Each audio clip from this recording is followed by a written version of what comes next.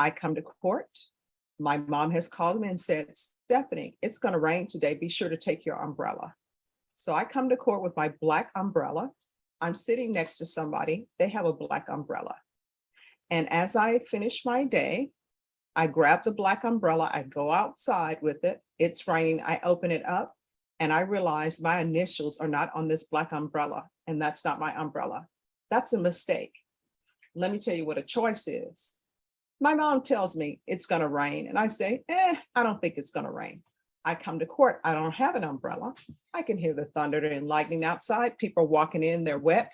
And somebody's sitting next to me and they have an umbrella. I know. Welcome to the bench of justice. The court is calling 2022 CR 3888, State of Texas versus Juan Castillo. Would you come forward, please? We're going to have parties approach and announce for the record for the state. Daniel Escobar for the state of Texas. Bartolome on behalf of Mr. Castillo. Mr. Castillo in custody, Your Honor. Ready for sentencing. All right, are you Mr. Castillo? Yes, ma'am. All right, you entered a plea on July 28th. You entered a plea to no contest. You applied for deferred adjudication. According to the plea bargaining agreement, punishment is to be assessed at 5 years in the prison. There's a $1,500 fine. The state opposes your application. Have both parties had a chance to review the PSI report, state? Yes, Your Honor. Defense? Yes, Your Honor. All right, state you're opposed. Do you have any witnesses? No, Your Honor. Defense, do you have any witnesses? Not at this time, Your Honor. All right, state you're opposed. Yes, Your Honor. Looking at the defendant's history, he was convicted of an aggravated attempted robbery back in, I believe,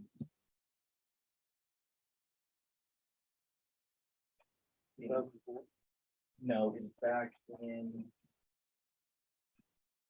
He was actually granted deferred adjudication back in March 2015 for 5 years.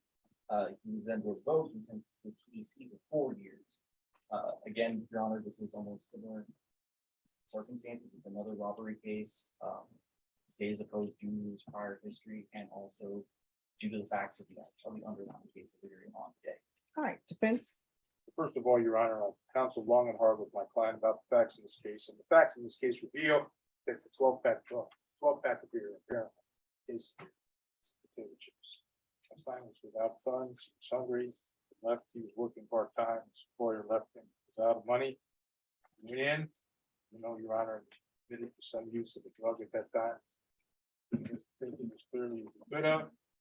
Never displayed a weapon, put his finger in his pocket apparently, and they thought he had a gun, Judge, but no showing that he did have a gun. But he was in fear, he asked for money and he walked out with beer and chips. Now, in this particular case, Your Honor, my client. If somebody has, doesn't have funds and they're going into a place, who takes beer? Well, Your Honor, to sell, you can make money selling a case of beer, Your Honor. That's. Well, that's illegal. Well, that's true, Your Honor, but he doesn't have a liquor stamp. I understand that. But the important thing is, Your Honor, his intent was to sell the beer to raise some money for us. And you can sell it on the street. It's not legal. Street operates as you know. Sometimes more fun this time. It's not selling dope, Your Honor. We're not peddling drugs. Your Honor. Oh, wait a minute, I'm not done. So at this point, yeah, I would suggest this respectfully was his intent, was to raise the money. So now he's been in jail in meditation. If you read his PSI, Your Honor, he does have a daughter, life for that. He sent you Yes. his thoughts about his future, Judge, what he's been doing to better himself. And I'd ask the court, give him regular probation, Your Honor, in this case, give him an opportunity. I'd say defer, Your Honor. I think chips and a case, Your Honor, something to know whether it's 18 or 24. Certainly wants an opportunity to hang yourself on a deferred, but it's the most serious type of probation. The person can have hanging over their head. And I believe he'll demonstrate to the court that he's not coming back. However, Judge, I would refer to the board on either type of probation, but would request probation in the street. All right, state. Your Honor, reading the police report, he stated, give me the money, and he has all the money in the register. He also told the clerk, I have a weapon, while he had his right hand in his jacket pocket while this entire thing was on oil. Again, Your Honor, it's not just that he was stealing a 12-pack or whatever, or beer and chips. He was actually saying, I have a weapon. He has already previously been given a chance to be on probation. He was given deferred previously in that attempted robbery case, which later got revoked and why he went to TDC for 4 years. Very shortly after, he probably would have been released about a year or so after that. They began this offense. All right. Mr. Castillo, is there anything you wish to say? I saw you where you had your hand up. Yes. Just one moment. If you could raise your right hand for me. Do you solemnly swear affirm the testimony you give will be the truth and nothing but the truth, so help you God? All right, you can lower your hand, state your name for the record. My name is Juan Castillo. All right, what did you wish to say? I wish to say that back in 2015, I made a mistake. I took pills and alcohol. Nope. Let me cut you off right there. Okay, No. okay, on this offense, No. Let me stop you right there. People use the word mistake improperly. It's sort of like when people use the word ironic. You know what a mistake is? Let me give you an example of a mistake. I come to court. My mom has called me and said, Stephanie, it's going to rain today. Be sure to take your umbrella. So I come to court with my black umbrella. I'm sitting next to somebody. They have a black umbrella. And as I finish my day, I grab the black umbrella. I go outside with it. It's raining. I open it up and I realize my initials are not on this black umbrella. And that's not my umbrella. That's a mistake. Let me tell you what a choice is. My mom tells me it's going to rain. And I say, I don't think it's going to rain. I come to court. I don't have an umbrella. I can hear the thunder and lightning outside. People are walking in, they're wet. And somebody's sitting next to me and they have an umbrella. I know that's not my umbrella because I didn't bring mine because I didn't listen to my mom, which I always listen to her. But let's say that day I didn't listen to her. And I take that umbrella and I go outside with it. I open it up and I walk on my merry way. Guess what? That's a choice I made. That's not a mistake. So these are choices you've made in your life. They're not mistakes. They're choices. You understand? So I have a few questions for you.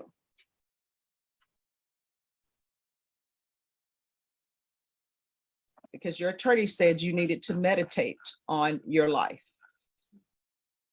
So you have this possession of marijuana, which people say that's a gateway drug. You know, people can quibble on whether it's not, or it is or it's not. So you're placed on probation for that.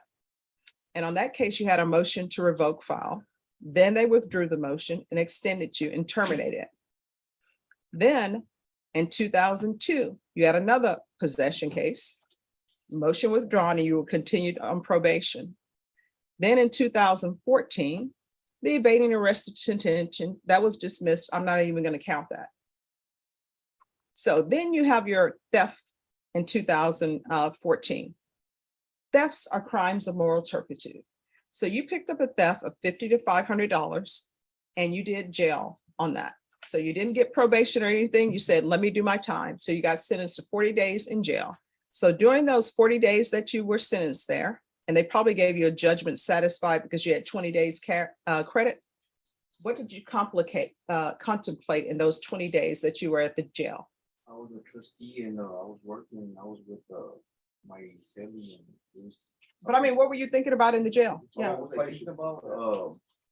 I don't even know why. Oh yeah, because of my use again. So what are you thinking? Hey, I'm not going to do this again. I'm going to be just fine. I respected. I told myself, you know what? I'm gonna respect these Xanatil. I don't want to do this again because I don't even know why he did it. I don't do that. All right, then we go to the felony. See, this is the issue that I have with you related to this case. And December, now mind you, you just gotten out of the Bexar County Jail in 2014, November 18, 2014, you served 20 days. So 20 days from that date. And hopefully you've contemplated what your issues are and how to help yourself, right?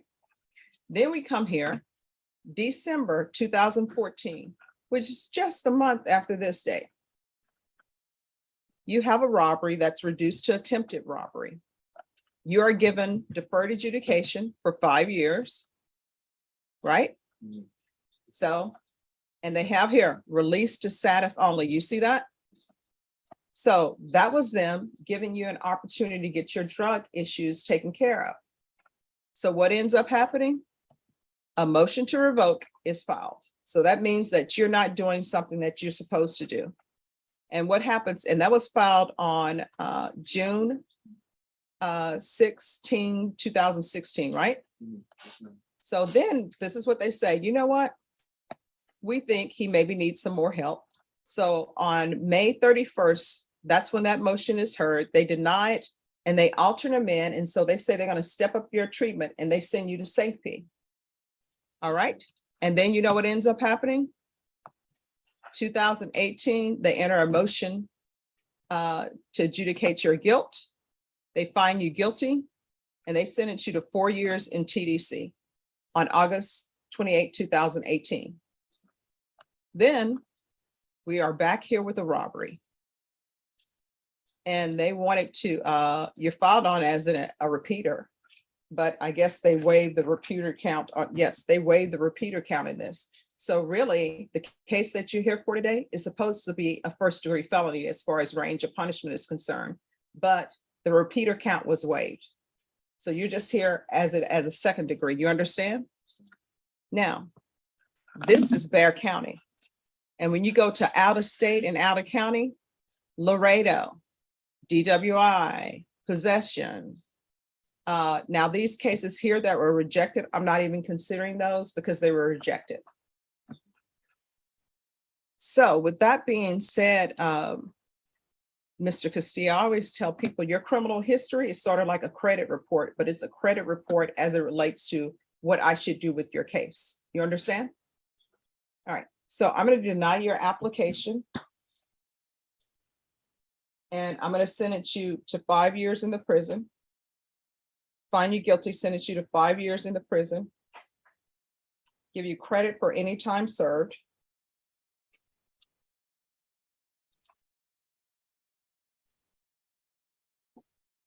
Is there anything else from either side with regards to sentencing? Nothing from the state, Your Honor. All right, I'm going to show you what's entitled Trial Court Certification of Defendant's Rights to Appeal. Did you review this document with your attorney? Did you understand it and did you sign it? Because this is a plea bargain agreement, because I followed your plea bargain agreement, because you waive your right to appeal, you do not have the court's permission to appeal. Do you understand? And because this is a felony conviction, you're not allowed to own or possess any weapons or ammunition. Do you understand, Mr. Bartholomew? Here, Yes, Your Honor. here. All right. This is- If you have a question over what a weapon or ammunition is, you'll need to speak to an attorney. Do you understand? All right, good luck to you. If there are some issues, if you want, I can refer you to the therapeutic community. If you would like to be considered for that, for whatever drug issues you have. All right, okay. Well, no. The therapeutic communities within this. Oh, And they can recommend you in your program. oh, yeah, I could, any program would be great. Okay, all right. So I'll request a therapeutic community. Now, I'm just requesting it. I have no jurisdiction to force them to put you in the program. So you'll need to ask for it, okay? All right, you're gonna have to start doing better. You understand? All right, good luck to you. Who's here on Demetri? The courtroom falls silent as the judge calls the case. State of Texas versus Castillo. What seems like a small theft quickly unravels into something far more serious, a pattern of choices that refuse to change. Castillo stands before the court after pleading no contest, hoping for deferred adjudication. His defense paints a picture of desperation: no money, part-time work, and a moment of poor judgment. A 12-pack of beer and chips. No weapon, they argue, just fear, panic, and bad circumstances. But the prosecution isn't buying it. They remind the court this isn't new. Castillo has been here before. Robbery-related charges, probation, second chances, even treatment opportunities. Each time, the system gave him a way out, and each time, he found his way back in. Then comes the turning point. The judge cuts through the narrative with a powerful distinction. This isn't a mistake. This is a choice. She explains it simply: mistakes are accidents. Taking what isn't yours, threatening someone, repeating the same behavior over and over, that's a decision. And Castillo's record tells the story. Drug possession, Theft. revoked probation, Prison time. opportunity after opportunity wasted.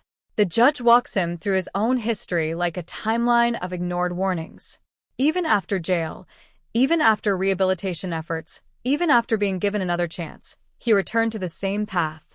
This time, the court refuses to gamble again. Deferred adjudication is denied. With finality, the sentence is handed down: 5 years in prison. Still, even in judgment, there's a final offer: rehabilitation through a therapeutic program, a last chance to change direction. As the hearing ends, one message echoes louder than anything else: your past doesn't define you, but your choices do. And sooner or later, those choices demand a price, and